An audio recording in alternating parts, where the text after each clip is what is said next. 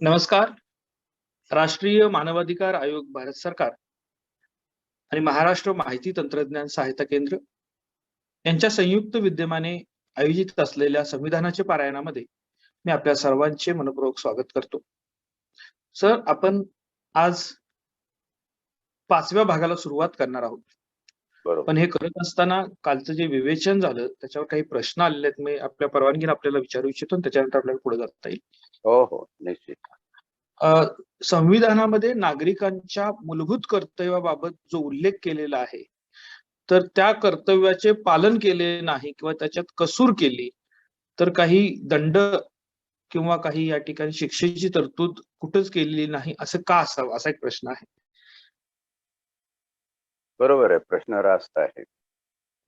कर्तव्याचं पालन करणं हे एक नैतिक बंधन तुमच्यावरती घटनेने टाकलेलं आहे आणि म्हणून त्या कर्तव्याचं पालन झालं नाही तर तो सरळ सरळ गुन्हा होत नाही. सरळ सरळ गुन्हा होत नाही असं जेव्हा मी म्हणतो, याचा अर्थ तो गुन्हा होतच नाही असं नाही. कर्तव्याचं पालन केलं नाही आणि त्यातून तुमची कर्तव्य पालन न करण्याची कृती म्हणजे कमिशन आणि ओमिशन. एखादं काम तुम्ही केलं किंवा एखादं काम करण्याचं टाळलं आणि ते केल्यामुळं जर एखादा गुन्हा घडला किंवा काही नुकसान झालं, मग ते सार्वजनिक मालमत्ता असेल, कोणाच्या जीविताचं असेल, राज्याचं असेल, जनतेचं असेल, असं काही नुकसान झालं, आर्थिक स्वरूपाचं असेल, सामाजिक स्वरूपाचं असेल, समाजामध्ये तेढ निर्माण करणाऱ्या गोष्टीचं असेल, तर तुमची अशी कर्तव्य न पालन करण्याची कृती त्या गुन्ह्यामध्ये एक सहभागी कृती म्हणून समजली जाते आणि त्यावरून तुम्हाला त्याच्यात ताडण होऊ शकतं. आपलं इंडियन पिनल कोड या दृष्टीनं अतिशय सक्षमरित्या असं सांगतो की एखादा गुन्हा घडत असताना तुम्ही कर्तव्यपरायण आणि कर्तव्यपरायणमुखता जर दाखवली आणि तुमच्या कर्तव्य परायणमुख होण्यामुळे म्हणजे कर्तव्य न केल्यामुळे जर तो गुन्हा घडला असेल तर तुम्हाला सुद्धा तेवढ्याच पातळीचा दर्जाचा गुन्हेगार कायद्यामध्ये संबोधलं जाऊ शकतं. उदाहरणार्थ एखाद्या स्त्रीवर बलात्कार होत असेल, तिच्यावर लैंगिक अत्याचार होत असेल आणि अशा वेळी तुम्ही मुकाट्याने ते बघत राहता, काही करत नाही. जर तुम्ही थोडी कृती केली तर अशा प्रकारचा गुन्हा थांबवला जाऊ शकतो, तिच्यावर होणारे अत्याचार थांबवले जाऊ शकतात. हे तुम्ही केलं नाही म्हणून तुम्ही सुद्धा त्या गुन्ह्यामध्ये सह आरोपी होऊ शकता. माझ्या कारकिर्दीमध्ये असे 2 प्रसंग आहेत जिथे विनयभंगाचे आणि जबरी संभोगाचे, रेपचे गुन्हे होत असताना घरातल्या कर्त्या स्त्रीने त्याच्यावर आक्षेप घेतला नाही, त्याच्यावर बोंबाबोंब केली नाही आणि म्हणून ती सुद्धा त्याच्यामध्ये सह आरोपी गणल्या गेली. मोठा विचित्र प्रसंग न्यायालयामध्ये उभा राहिला की एक महिला रेपच्या गुन्ह्यामध्ये कशी काय आरोपी होऊ शकते. तर तुम्ही जेव्हा अशा गुन्ह्याला तुमच्या कृतीतून किंवा कृती न केल्यातून सहभागी होता म्हणून तो गुन्हा घडू शकतो. अशा वेळी तुमचं जे कर्तव्याचं एक नैतिक अधिष्ठान आहे ते ढळल्यामुळं तुम्हाला त्या ठिकाणी गुन्हेगार संबोधलं जाऊ शकतं. पण ओव्हरऑल जी कर्तव्य आपण 51 या घटनेच्या 4थ्या क भागामध्ये बघितली, त्याच्यामध्ये जी बंधन आहे ती बहुतांशी नैतिक बंधन आहे.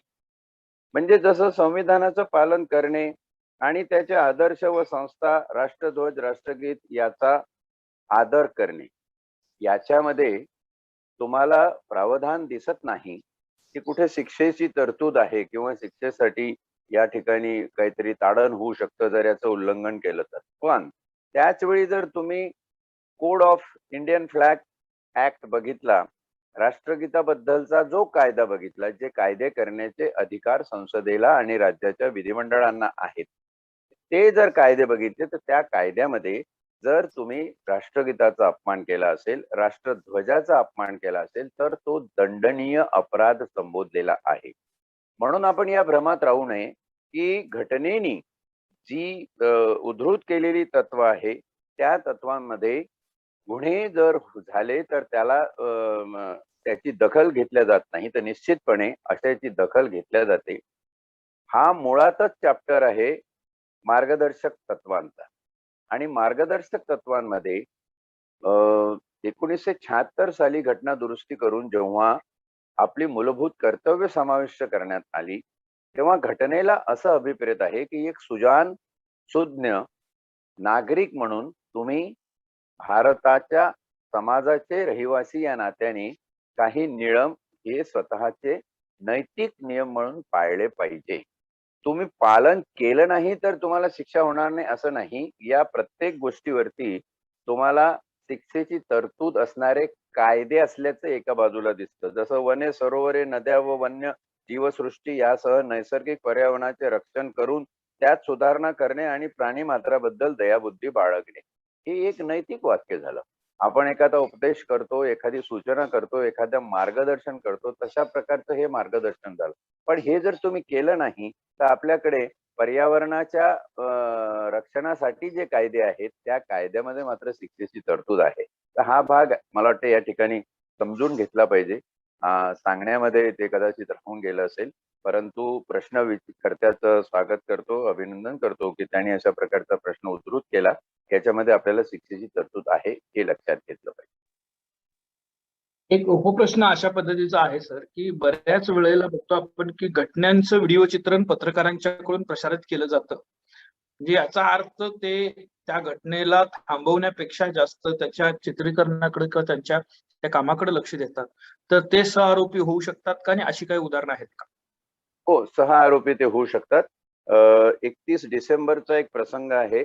मला वाटतं 2007 किंवा 2006 सालचा हा प्रसंग असावा, की एका पोलीस अधिकाऱ्यावर हमला झाला होता. तो पोलीस अधिकारी एका महिलेला वाचवण्यासाठी गेला होता. त्या महिलेला अशी घेरून, जुहू चौपाटीची ही घटना आहे. त्या महिलेला घेरून काही मद्यप्राशन केलेले व्यक्ती, काही टोळकं तिची टवाळकी करत होते, तिची छेडछाड करून विनयभंग करत होते आणि पुढचा काही प्रकार होऊ नये म्हणून तो पोलीस अधिकारी त्यांच्याशी झगडत होता. पण त्या पोलीस अधिकारी एकटा असल्यामुळे ते लोक हावी झाले. पोलीस अधिकाऱ्याला त्या ठिकाणी मार खावा लागला. आणि या सगळ्या गोष्टीचं चित्रण म्हणजे 2007-8 ला हे चित्रण करण्याचं लगेच काय झालं की क्लिक केलं आणि कॅमेऱ्यातून चित्र काढलं, हा प्रकार कमी व्हायचा. आता तर तो सरसकट होतो. प्रत्येक क्षणाला, प्रत्येक तासाला, रोज कुठं ना कुठे होताना तुम्हाला दिसतो. त्यावेळी तो होत नसे.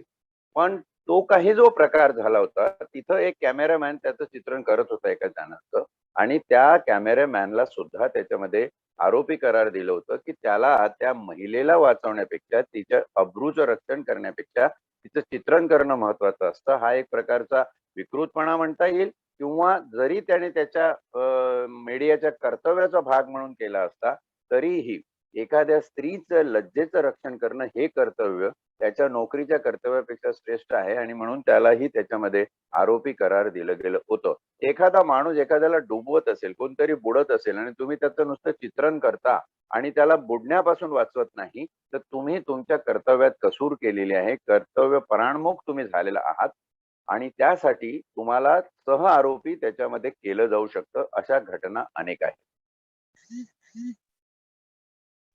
खूप खूप धन्यवाद सर. नागरिकांच्या मूलभूत कर्तव्याच्या प्रश्नांवर आपण वारंवार चर्चा करत राहिलं पाहिजे, कारण ते फार मोठं आणि महत्वाचं असं असणार या ठिकाणी एक प्रावधान आहे संविधानामध्ये असणार. आज आपण आपल्या परवानगीनं भारताचे संविधान भाग 5 संघराज्य यातल्या पहिल्या प्रकरणाला सुरुवात करत आहोत. सर वाचन करू पुढचं मी? हो, पुढचं वाचन करा. आज 52, 53, 54 3 एकत्र वाचा. ठीक आहे सर, चालेल. धन्यवाद सर. भारताचे संविधान भाग 5 संघराज्य प्रकरण 1 कार्यकारी यंत्रणा राष्ट्रपती व उपराष्ट्रपती. 52 भारताचा एक राष्ट्रपती असेल. 53 संघराज्याचा कार्यकारी अधिकारी. संघराज्याचा कार्यकारी अधिकारी राष्ट्रपतीकडे निहित असेल आणि त्याच्याकडून प्रत्यक्षपणे आणि त्याच्या हाताखाली अधिकाऱ्यांमार्फत या संविधानानुसार त्याचा वापर केला जाईल. 2. पूर्वगामी तरतुदीच्या व्यापकतेला बाधा न येऊ देता संघराज्याच्या संरक्षण दलाचे सर्वोच्च अधिपत्य राष्ट्रपतीकडे निहित असेल आणि त्याचा वापर कायद्याद्वारे विनियमित केला जाईल. 3. या अनुच्छेदातील कोणत्याही गोष्टीमुळे कोणत्याही विद्यमान कायद्याद्वारे कोणत्याही राज्याच्या शासनाला किंवा अन्य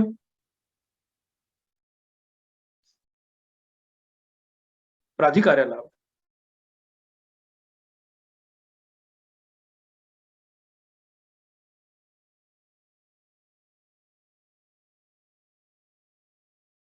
या संसदेला 54 राष्ट्रपतीची निवडणूक. राष्ट्रपती क दोन्ही संसदेच्या सभागृहाचे निवडून आलेले सदस्य आणि राज्याच्या विधानसभाचे निवडून आलेले सदस्य यांनी मिळून बनलेल्या निर्वाच्य गणाच्या सदस्याकडून निवडला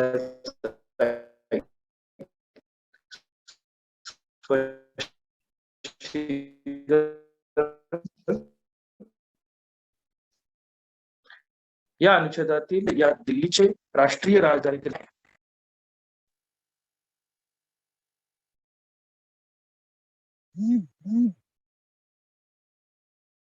सर 54 झालेला आहे. हा 54 पर्यंत वाचून झालं. थोडासा आवाज तुझा मध्ये हे झाला होता. जरा साऊंड बघून घे. आपण आज घटनेचा भाग 5 4 भाग आपण या घटनेचे संपवलेले आहे आणि भाग 5 ला आपण सुरुवात करत आहोत. भाग 4 पर्यंतची जी घटना आहे आपली भारतीय राज्यघटना ती इतकी सखोल आणि विस्तृत आहे की तुम्ही भारतीय राज्यघटनेचं द कॉन्स्टिट्यूशन ऑफ इंडिया तर कुठलंही कायद्याचं पुस्तक लायब्ररीतलं किंवा कॉलेजच्या अभ्यासक्रमातलं कुठलंही घेतलं आणि त्याच्यात बघितलं तर तुम्हाला असं दिसेल की हे 4 भाग जवळपास अर्ध पुस्तक व्यापून गेलेले आहेत. हे अर्ध पुस्तक व्यापून जाण्याचं कारण असं आहे की या 4 भागावर मॅक्झिमम कॉमेंट्री आहे, याच्यावर टीका टिप्पणी आहे, याच्यावर केसेस आहे भरपूर आणि हे जे 4 भाग आहेत ते 4 भाग घटनेचा मूळ समिधा असं म्हटलेलं आहे. आता इथून पुढे 5 भाग आणि पुढचे जे सगळे भाग आहे हे आपली कार्यकारी यंत्रणा, न्यायपालिकेची यंत्रणा, कायदे मंडळीय यंत्रणा, कायदे पारित करण्याचे, अधिनियम पारित करण्याचे या ज्या यंत्रणा कार्यरत असतात. आता आपण एक ढाचा रचला की आपलं असं असं हे संस्थात्मक स्ट्रक्चर असेल. या संस्थात्मक रचनाला कार्यान्वित करण्यासाठी, तिची अंमलबजावणी करण्यासाठी आता आपण पुढे काय करणार आहोत तर पुढचा हा भाग आहे. सांगण्याचा उद्देश एवढा की आधीचे जे 4 भाग आपण बघितलेले आहेत ते 4ही भाग आपल्याला या पुढच्या सगळ्या अभ्यासासाठी मूलभूत आधार म्हणून कामाला येणार आहेत आणि ते आपण वारंवार उद्धृत करत राहू. काही प्रश्न या अनुषंगाने जर निर्माण झाले तर ते प्रश्न त्यावेळी विचारणं आवश्यक आहे जेणेकरून आपल्याला मागच्या 4 भागांचा आढावा या ठिकाणी घेता येईल. कधी नागरिकत्वाचा आढावा या ठिकाणी घेणं महत्वाचं राहील, कधी एखाद्या सभागृहाचं सदस्यत्व कसं प्राप्त होतं त्याचा आढावा घेणं महत्वाचं राहील. जे जे अधिकार ज्या ज्या अधिकार पदाला प्रदान केलेले आहेत, उदाहरणार्थ राष्ट्रपतीला कुठले अधिकार कशा प्रकारे प्रदान केलेले आहेत, त्या अधिकाराची व्याप्ती आणि त्या अधिकाराच्या मर्यादा काय आहेत, उपराष्ट्रपतीला काय अधिकार असतील, त्याच्या मर्यादा काय असतील, पंतप्रधान असेल, मंत्री मंडळ असेल केंद्रीय, त्याला काय काय अधिकार असतील, तो कुठल्या बाजूने काय करू शकेल, त्याचप्रमाणे राज्याचे राज्यपाल आणि बाकीची सगळी जी यंत्रणा रचना जी आहे तिची अंमलबजावणी कशा प्रकारे होते याचे बारकावे आपण तपासणार आहोत. याशिवाय सुद्धा जे कायदे केलेले आहेत म्हणजे संसदेने जे कायदे पारित केलेले आहेत, राज्य सरकारने जे कायदे पारित केलेले आहेत तो एक परत वेगळा भाग आहे. त्याच्यामध्ये राज्य सरकारच्या यंत्रणा, मग ग्रामपंचायत, हे स्थानिक स्वराज्य संस्थांच्या यंत्रणा असतील त्या कशा आपली घटना ही मूर्त स्वरूपात उतरावी याचा प्रयत्न करत असतात. त्यासाठी एक इन्फ्रास्ट्रक्चर, एक संरचना कशी असावी त्याचं विवेचन आपण घटनेच्या उरलेल्या भागामध्ये करणार आहोत. आता ही संरचना कार्यान्वित करत असताना आपल्याला जो मूळ पाया आहे, एक प्लॅटफॉर्म ग्राउंड लेवल पर्यंतचं जे कन्स्ट्रक्शन आहे ते या 4 भागामध्ये आपण केलेलं आहे. आता या 4 भागानंतर पुढचे भाग म्हणजे बेसिक कन्स्ट्रक्शन केलेल्या ग्राउंड फ्लोअरवर पुढचे मजले चढवण्याचं काम आहे आणि ते कशा प्रकारे असतात आणि त्याची निष्पत्ती काय, इतकी सगळी स्ट्रक्चरल, इतकी रचनात्मक योजना आपण कशासाठी केलेली आहे असाही प्रश्न निर्माण होतो. तर ती रचनात्मक योजना आपण या 4 भागामध्ये उद्धृत केलेले आपले तत्व, आपले हक्क, आपले अधिकार, आपले सिद्धांत याच्या पूर्ततेसाठी करत आहोत, हे या ठिकाणी आपण लक्षात घेतलं पाहिजे. म्हणजे या 4 भागामध्ये आपण जी काही सैद्धांतिक मांडणी घटनेच्या भरहुकूम केलेली आहे, म्हणजे तुम्ही प्रस्ताविकेपासून बघितलं तर मूलभूत हक्क, मार्गदर्शक तत्व, मूलभूत कर्तव्य, हे सगळी जेव्हा आपण विचारात घेतो आणि तिथं बारीक बारीक उहापोह साधारण 51 अनुच्छेद आपण घटनेतले बघितलेले आहे. या अनुच्छेदामध्ये एक बेसिक उद्देश पूर्तिका आपल्या समोर आणून ठेवली आहे की हा देश कसा असेल, हा समाज कसा कार्यान्वित होईल, इथली यंत्रणा कशी चालेल आणि ते कशासाठी चालेल, तर आपल्याला एक समाजवादी सामाजिक न्याय जिथे मिळेल, आर्थिक समता जिथे नांदेल, बंधुता जिथे नांदेल, स्वातंत्र्य आणि समतेचा पाया ज्या ठिकाणी समाजामध्ये रुजवला जाईल, त्याच्यामध्ये श्रद्धेचं, उपासनेचं स्वातंत्र्य, बोलण्याचं स्वातंत्र्य, अभिव्यक्तीचं स्वातंत्र्य, भारतभर फिरण्याचं स्वातंत्र्य, हे सगळं बेसिक आहे.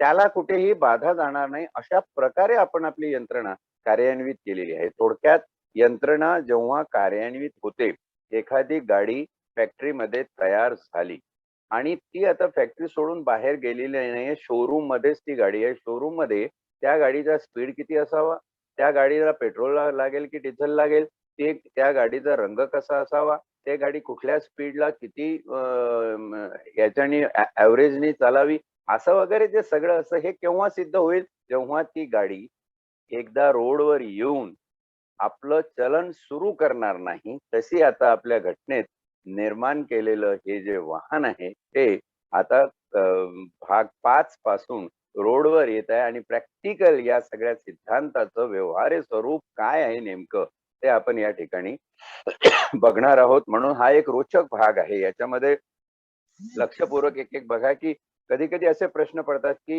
हे अधिकार याला जास्त झाले, याला कमी झाले, चेक अँड बॅलन्स या ठिकाणी हे दिसतो, पण तो जो भाग इथं आहे तो कशासाठी, की आपली मेन उद्देशिकेची उद्देशपूर्ती कशी व्हावी त्यासाठी हे केलेलं आहे. हेही आपण या ठिकाणी लक्षात ठेवलं पाहिजे, जेणेकरून हा पुढचा भाग बघताना थोडासा टेक्निकल किंवा टेक्नॉलॉजिकल किंवा स्टॅटिस्टिकल माहिती असलेली, अशी हे सांख्यिकी माहिती असलेला हा सगळा भाग आहे. पण याच्यामध्ये आपण अजिबात बोर न होता किंवा याच्यावर असा विचार न करता अरे ही तर काय नुसतं आता टेक्निकल घटना सुरू झालेली आहे, मेन टेक्निकल घटना ही त्याच्यासाठी सुरू झाली की आपली मेन पायाभरणी तिची पूर्तता आपल्याला याच्यामध्ये करून घ्यायची आहे. तर आपण भाग 5 मध्ये सगळ्यात आधी जे टायटल आहे ते संघराज्य म्हणजे केंद्रीय सरकार, केंद्र सरकार, संघराज्य त्याची रचना कशी असावी, त्याच्या प्रकरण 1 मध्ये कार्यकारी यंत्रणा बघत आहोत. त्याच्या पुढे आपण कायदे मंडळीय व नगर न्यायपालिकेच्या यंत्रणेचाही विचार करू. केंद्रीय सरकार, केंद्रीय शासन हे कसं आहे आणि ते कसं चलित होतं याच्याबद्दलचा यथासांग विचार भाग 5च्या संघराज्य या मथळ्याखाली आपण करणार आहोत. सगळ्यात आधी इथं घेतलेले आहे राष्ट्रपती व उपराष्ट्रपती. हो, सगळ्यात मोठं पद हे आपल्या देशातलं राष्ट्रपती व त्याच्यानंतरचं उपराष्ट्रपतीचं आहे. या पदाच्याबद्दल आपली घटना काय सांगते त्याचा विचार आपण करणार आहोत. तर अनुच्छेद 52 असं म्हणतं की भारताचा राष्ट्रपती याच्याबद्दलचं विवेचन एकाच ओळीत आहे, 4च शब्द आहे की भारताचा एक राष्ट्रपती असेल. इथं 2 म्हटलेलं नाहीये, 3 म्हटलेलं नाहीये, भारताचा एक राष्ट्रपती असेल. म्हणजे कोणीतरी एक हा आपला प्रेसिडेंट असेल, आपला राष्ट्राध्यक्ष असेल, आपला राष्ट्रपती असेल. राष्ट्रपती या शब्दावरून कधी कधी उहापोह होतो. पती या शब्दाला भारतीय संस्कृतीमध्ये काय एक वेगळं अधिष्ठान आहे, तो सर्व मालक, सगळं ठरवणारा, सगळं बघणारा, करणारा. पण खऱ्या अर्थाने घराची सगळी जी उचलखाल आहे आणि घर चालवण्याचं जे काम आहे ते घरातली लक्ष्मी करत असते, घरची महिला करत असते आणि राष्ट्रपती असतो. तर पती या शब्दाचा आपण अपभ्रंश न करता एक समजून जावं की राष्ट्रपती आहे. जेव्हा पाटील मॅडम या ठिकाणी महिला म्हणून हे झाल्या होत्या, तेव्हा त्यांना राष्ट्रपती म्हणायचं की काय म्हणायचं त्यावरही बराचसा उहापोह झाला होता. तर त्यांना आपण राष्ट्रपतीच म्हणायचं, कारण राष्ट्रपती हा शब्द जो आहे तो एक प्रकारचं भ्रातातुल्य, पितृतुल्य हेही त्याच्यामध्ये नाव समाविष्ट आहे. म्हणजे आम्ही प्रेसिडेंट किंवा अध्यक्ष किंवा राष्ट्राध्यक्ष न म्हणता घटनेने राष्ट्रपती हा शब्द या ठिकाणी रूढ केला, वापरला. त्याचं अनन्यसाधारण कारण असं आहे की अधिपती, ज्याला अधिकार आहे, एक विशिष्ट पद आहे, पदाला पद आहे आणि त्या पतीवरून त्या त्या जे काही पद त्याचे आहे त्यावरून त्याला पती म्हणजे अधिकारी, सर्वाधिकारी, राष्ट्राचा सर्वाधिकारी, राष्ट्राचा सर्वोच्च अधिपती अशी संकल्पना राष्ट्रपती या शब्दामध्ये समाविष्ट आहे. आपण हे या ठिकाणी लक्षात घेतलं पाहिजे आणि तसा एकच असावा, भारताचा एक राष्ट्रपती असेल. अनुच्छेद 53 पुढे असं सांगतं की संघराज्याचा कार्यकारी अधिकार, त्या राष्ट्रपती पदाला केंद्र शासनाचा कार्यकारी अधिकार, एक्झिक्युटिव्ह पॉवर्स, राष्ट्रपतीकडे 3 प्रकारच्या पॉवर्स आपण वारंवार बघत आलेलो आहोत. कायदे मंडळीय पॉवर, कार्यकारी मंडळीय पॉवर आणि न्यायपालिकेचे power, legislative, executive and judicial.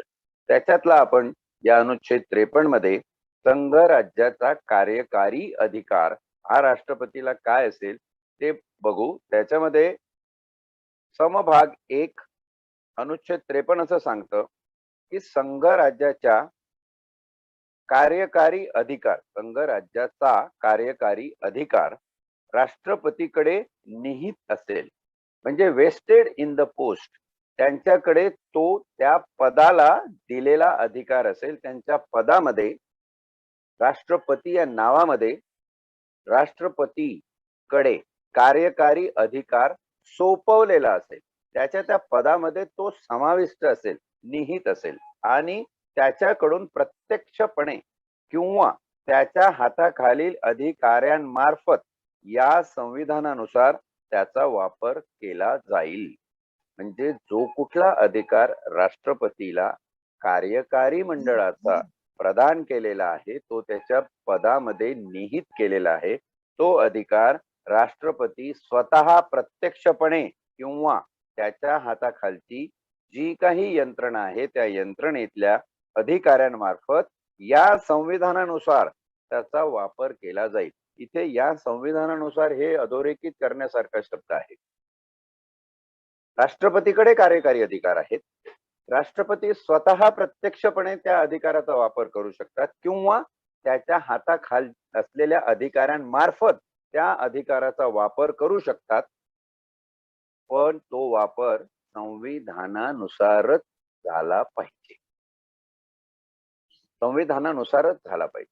म्हणजे ही राष्ट्रपतीच्या कार्यकारी अधिकारावर निर्बंध आणणारी बाब तुम्हाला या ठिकाणी होती. कार्यकारी अधिकार दिले, पण ते कार्यकारी अधिकार कसे असले पाहिजे, त्याचा वापर करत असताना संविधानानुसारच त्याचा वापर झाला पाहिजे. म्हणजे राष्ट्रपतींनी दिलेले अधिकार, राष्ट्रपती पदामध्ये निहित असलेले अधिकार कुठे व कसे वापरावे याचंही स्ट्रक्चर पुढच्या अनुच्छेदामध्ये आपण जेव्हा बघू, त्याच्या निवडणुकीपासून तर सगळं, तेव्हा आपल्या लक्षात येईल की राष्ट्रपतीला त्याचे कार्यकारी अधिकार संविधान आणि संविधानानुसारच वापरता येतात. म्हणजे संविधान हे राष्ट्रपतीच्या पदात निहित केलेल्या अधिकारापेक्षा श्रेष्ठ आहे, हे या ठिकाणी आपण लक्षात ठेवायला पाहिजे.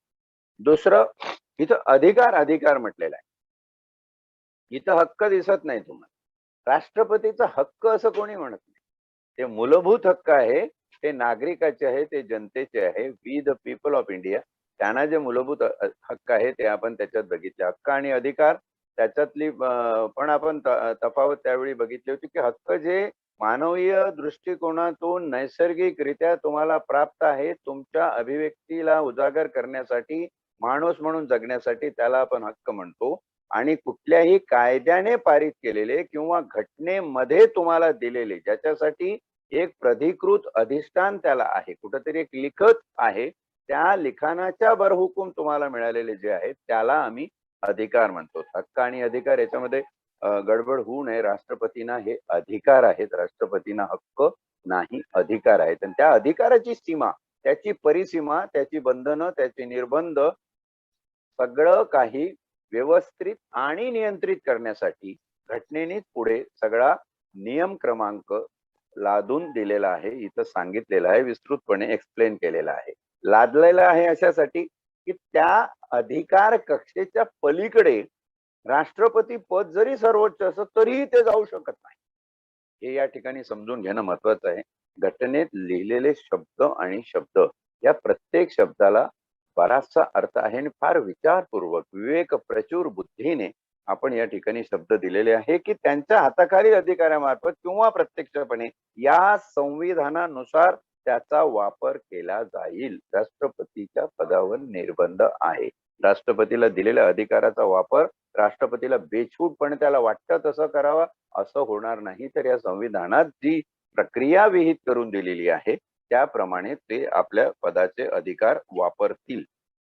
समभाग 2 अनुच्छेद 53 पुढे असं म्हणतो की पूर्वगामी तरतुदीच्या व्यापकतेला बाधा न येऊ देता, म्हणजे या संविधानामध्ये जी काही याच्या आधी आपण तत्वप्रणाली, सिद्धांत मांडणी, काही तरतुदी ची व्यापकता वर्णन केली आहे, त्या व्यापकतेला म्हणजे मानवी हक्क असतील, मूलभूत कर्तव्य असतील, मार्गदर्शक तत्व असतील, त्याला कुठलीही बाधा न येऊ देता संघ राज्याच्या म्हणजे केंद्र शासनाचे संरक्षण दलांचे सर्वोच्च अधिपत्य राष्ट्रपतीकडे निहित असेल आणि त्याचा वापर कायद्याद्वारे विनियमित केला जाईल. कायद्याद्वारे विनियमित केला जाईल. फक्त नियम केले जाणार नाही, तर त्या नियमानुसार त्याची एक चक्रुदर्शनी उद्देशपूर्तीसाठी केलेली रचना केली असेल ते विनियमन केलं जाईल. कशाचं? संरक्षण दलांचे. 3 प्रकारची संरक्षण दल, आर्मी, सैन्य दल, एअरफोर्स, हवाई दल आणि नेव्ही, नौदल, या तिन्ही दलाचे सर्वोच्च अधिपत्य हे राष्ट्रपतीकडे निहित असेल आणि त्याचा वापर कायद्याद्वारे विनियमित केला जाईल. म्हणजे पहिल्या समभागामध्ये संघ राज्याचे कार्यकारी अधिकार दिल्यानंतर सुद्धा दुसरा समभाग घटनेला लिहावासा वाटला, ज्यामध्ये वैशिष्ट्यपूर्ण उल्लेख हा संघ राज्याच्या संरक्षण दलांचा करण्यात आला. म्हणजे तिन्ही संरक्षण दलाचा अधिपती कोण असेल, त्याचं अधिपत्य कोणाकडे असेल, तर ते राष्ट्रपतीकडे असेल आणि राष्ट्रपती अशा अधिकाराचा, अशा अधिपत्याचा वापर कायद्याद्वारे विनियमित केला जाईल. म्हणजे त्यासाठी जो कायदा असेल त्याद्वारे विनियमित केला जाईल. असा हा कायदा कोण करेल? तर अर्थातच हा कायदा करण्याचे अधिकार संसदेला आहे. संसदेने असे कायद्याचे अधिकार राबवत असताना जेव्हा कायदे केले जातात तेव्हा आपण कायदेमंडळीय अधिकारांमध्ये राष्ट्रपतीचं जेव्हा बघू तेव्हा राष्ट्रपतीची सही झाल्याशिवाय कुठलाही कायदा हा देशात लागू होत नाही. म्हणून राष्ट्रपतीला परत कायदेमंडळीय अधिकार सुद्धा त्या ठिकाणी आहे, हे आपण लक्षात करा. पण कायदे केल्याशिवाय, कायदा असल्याशिवाय त्या कायद्यानुसारच राष्ट्रपती आपलं अधिपत्य पारित करेल, असा या समभाग 2चा अर्थ आहे. समभाग 3 पुढे असं म्हणतो की या अनुच्छेदातील कोणत्याही गोष्टीमुळे एक, कोणत्याही विद्यमान कायद्याद्वारे कोणत्याही राज्याच्या शासनाला किंवा अन्य प्राधिकाऱ्याला प्रदान करण्यात आलेले कोणतेही कार्याधिकारी राष्ट्रपतीकडे हस्तांतरित होतात असे मानले जाणार नाही. म्हणजे जरी सर्व अधिकार राष्ट्रपतींना दिले तरी या समभागामध्ये मर्यादा घालून दिलेली. काय आहे पहिली मर्यादा? समभाग 3 मधला पहिला अनुच्छेद असं म्हणतो, कोणत्याही विद्यमान कायद्याद्वारे कोणत्याही राज्याच्या शासनाला किंवा अन्य प्राधिकाऱ्याला प्रदान करण्यात आलेले कोणतेही कार्याधिकार एक्झिक्युटिव्ह पॉवर राष्ट्रपतीकडे हस्तांतरित होतात असे मानले जाणार नाही.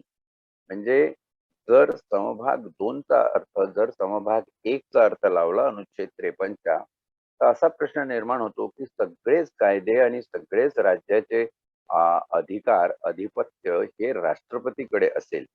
मग कुठलाही कायदा केला आणि त्या कायद्यामध्ये उदाहरणार्थ एखाद्या ठाणेदाराला काही अधिकार दिलेले आहे, एखाद्या तहसीलदाराला काही अधिकार दिलेले आहे, एखाद्या कलेक्टरला काही अधिकार दिलेले आहे, तर असे अधिकार ते तहसीलदाराचे अधिकार कायद्याने दिलेले आहेत. जे जिल्हाध्यक्षाचे जिल्हाधिकाऱ्याचे अधिकार कायद्याने दिलेले आहे, ते अधिकार राष्ट्रपतीकडे जातील का ऑटोमॅटिक? कारण समभाग 1 असं म्हणाला, समभाग 2 असं म्हणतो, तर तिकडे जातील का ते? तर तसे जाणार नाही. लोकसभा आणि राज्यसभा या 2 सभागृहाचे निवडून आलेले सदस्य याचं मिळून येस सर माझा आवाज येतोय? हा फार कमी येतो. हा आपण हॅलो हॅलो, हा सर आपला आवाज येत नव्हता. चालेल सर बोला. आता येतोय आवाज? हा सर हा. ओके, पुन्हा घेतोय. अनुच्छेद 54 राष्ट्रपतीची निवडणूक. राष्ट्रपती नंबर 1 संसदेच्या दोन्ही सभागृहाचे निवडून आलेले सदस्य आणि राज्याच्या विधानसभांचे निवडून आलेले सदस्य यांनी मिळून बनलेल्या निर्वाचक गणांच्या सदस्याकडून निवडला जाईल. आवाज येतो का माझा? हा सर येतोय येतोय सर. हा, तर हे निर्वाचक गण काय आहे, ते कसं निवडलं जाईल?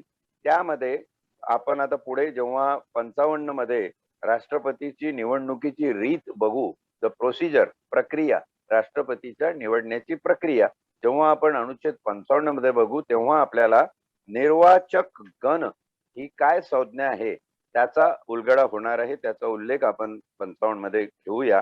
आणि इथे एक स्पष्टीकरण दिलेलं आहे की या अनुच्छेदातील आणि अनुच्छेद 55 म्हणजे पुढच्या अनुच्छेदामधील राज्य यात दिल्लीचे राष्ट्रीय राजधानी राज्य क्षेत्र आणि पांडेचेरीचे संघ राज्य क्षेत्र याचा समावेश असेल.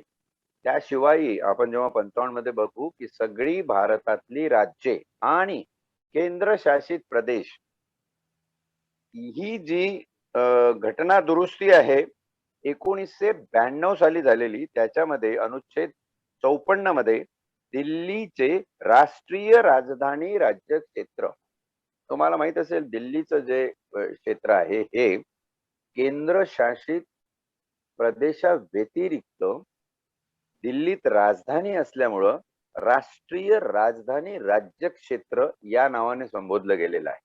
आणि तेही राष्ट्रपतीच्या निवडणुकीमध्ये एक राज्य म्हणून संबोधलं जाईल. आणि त्याचप्रमाणे पांडेचेरीचं जे संघ राज्य क्षेत्र आहे, युनियन टेरिटरी ऑफ पांडेचेरी आहे, त्यालाही राज्य म्हणून संबोधलं जाईल. या दोन्ही भूभागांना जो राज्याचा दर्जा प्रदान केलेला आहे तो 1992 मध्ये 17वी घटना दुरुस्ती करून करण्यात आलेला आहे. म्हणून इथे अनुच्छेद 54 मध्ये ही घटना दुरुस्ती आपल्या लक्षात येते. विशेष म्हणजे निर्वाचक गण. निर्वाचक गणामध्ये कोण कोण असतं, कोण राष्ट्रपती निवडून देतं, तर संसदेच्या दोन्ही सभागृहाचे निवडून आलेले, हे लक्षात घ्या, नामनिर्देशित वेगळे निवडून आलेले सदस्य, त्याचप्रमाणे राज्याच्या विधानसभांचे निवडून आलेले सदस्य यांचं एक पर्सेंटेज मिळून जे निर्वाचक गण तयार होतं, निर्वाचन सभा किंवा निर्वाचक गणांची सभा तयार होते, त्या सभेने निवडून दिल्यानंतर बहुमताने जे नाव समोर येतं ते राष्ट्रपती पदासाठी सक्षम असे व्यक्ती समजले जातात आणि त्यांना राष्ट्रपती पदावरती नेमणूक मिळते.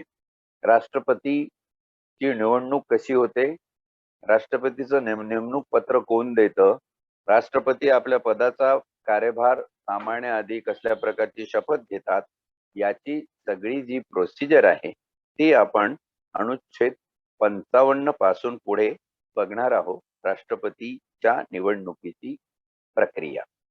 मला वाटतं आपण हे 3 अनुच्छेद आज भाग 5 मधले बघितले. त्याच्यामध्ये राष्ट्रपती व उपराष्ट्रपती या मथळ्याखाली आपण राष्ट्रपतीचं पूर्वाभिधान कसं असेल, राष्ट्रपतीकडे काय काय अधिकार कुठल्या प्रकारचे असतील आणि राष्ट्रपतीची निवडणूक ही कशी केली जाईल, कशा पद्धतीनं होईल, कोण निवडणूक करणार याच्याबद्दलची माहिती बघितली. आता ही निवडणूक कशी होईल त्याचं आपण अनुच्छेद 55 उद्या आपण बघूया आणि तिथून याची सुरुवात पुनश्च एकदा करूया.